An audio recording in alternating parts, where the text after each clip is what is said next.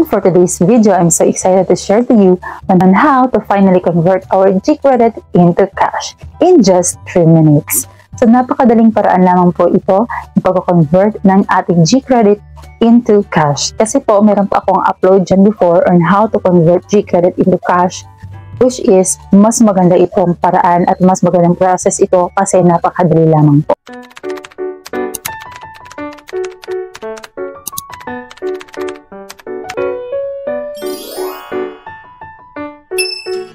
Hi guys, this is Beth and welcome back to my channel.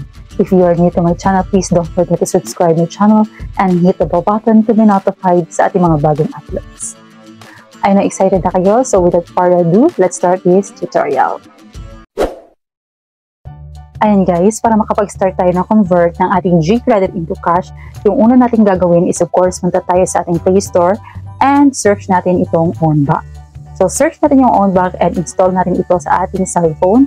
And once install, mag-open na tayo, mag-register tayo gamit yung ating, of course, yung ating mobile number dyan at magsisend din siya ng SMS code at para mag-verify natin yung ating registration sa OwnBank. So, lalagay din tayo ng PIN dito. So, tayo yung gagawa ng ating own PIN and of course, para siyang virtual bank. Virtual bank nga siya, itong OwnBank. So, maglalagay din kayo ng last 4 digits number dyan sa na-desire niyo na ilagay sa inyong card.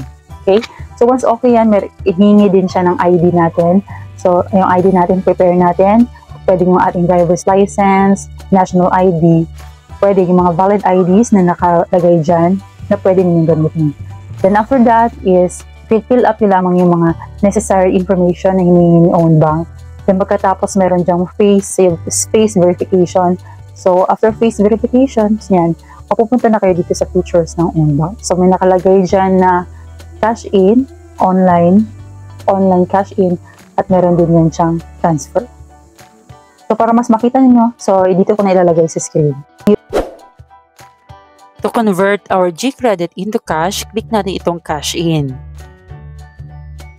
And online bank e-wallet. And hanapin natin itong GCash. Then, lagay natin yung ika-cash in natin. So, 1,000 yung minimum natin dito sa OwnBank na pwede natin i-cash in. So, 1,950 yung aking i-convert. I-convert ko yung aking G-Credit. Then, merong reference number dyan. Copy mo lamang yan. So, merong square dyan. I-click mo lang yan para makopy. Afterwards, once copy na, balik, punta na tayo sa ating GCash kasi i-convert na natin yon. Meron na tayong reference number, click na itong bills. Hanapin mo yung bills, then sa baba, payment solutions. And after that, hanapin natin yung DragonPay. Kasi doon natin ipipaste yung ating reference number. Lagay natin yung amount na nilagay natin sa OwnBank, which is 1,950, and paste natin yung reference number. Lagay din natin yung ating contact and email, then click natin itong next. Ayan, G-Credit and GCash. So, meron akong 2,000 sa aking G-Credit. So, papabawasan na siya ng 1,950 at meron siya charge net 10 pesos. Kaya 1,960 yan siya. Mas okay na, click mo yung confirm. Dito na sa ating OwnBank, pumasok na nga siya. Meron na tayong 1,950. And click natin itong transfer. And click natin itong bank e-wallet account and hanapin natin muli yung GCash. And after that, once na-select natin itong GCash, lagyan natin yung bank e-wallet account number. So, click natin itong next. And lagyan natin yung amount which is 1,950 and click transfer. And lagyan natin yung ating PIN dito sa OwnBank. And submitting na siya and processing. So wait natin, transfer successful na nga siya. And ayan, pumasok na nga siya sa ating GCash kasi zero balance na siya sa OwnBank. So check natin muli yung ating GCash account. Refresh lang natin. Ayan, pumasok na nga po yung ating 1,950 sa ating GCash account. So, ito po yung nagpapatunay na na-convert na natin yung ating G-Credit into cash at pwede na natin itong i-transfer sa ating mga ATM cards para ma-withdraw natin. You have just witnessed on how to convert our G-Credit into cash using OwnBank. Dali lamang po mag-register sa OwnBank. So gamit yung OwnBank, napakadali lamang po.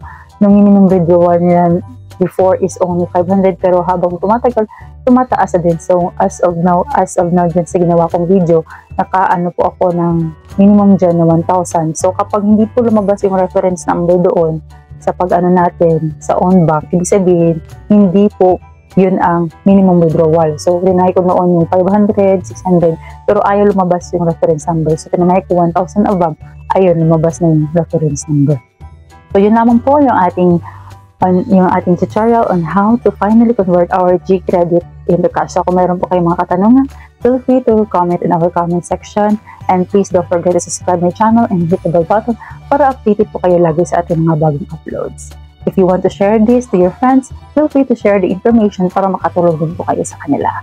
Again, this is Det and thank you for watching.